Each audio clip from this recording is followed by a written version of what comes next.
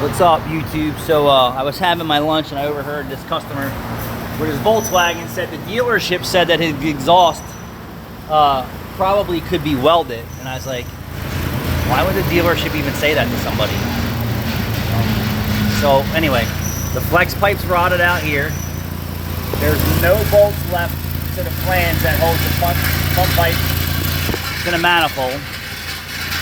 No mention that his rotors have the chicken pox because they're completely rusted out in the front, and his brakes are just about shot. Like there's nothing left. I just don't understand what is going on in the dealership service departments anymore.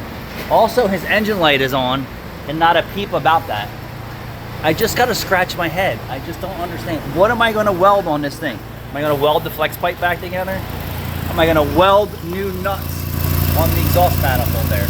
Right? There's nothing left. I scratch my head. Like, hey, Mr. Customer, by the way, do you know that your rotors are shot and your brake pads are shot? No, I wasn't aware of that. Oh, here, let me show you. Let me take a picture for you. Control arms. Bushings are shot. I just don't get it. Somebody tell me what's going on.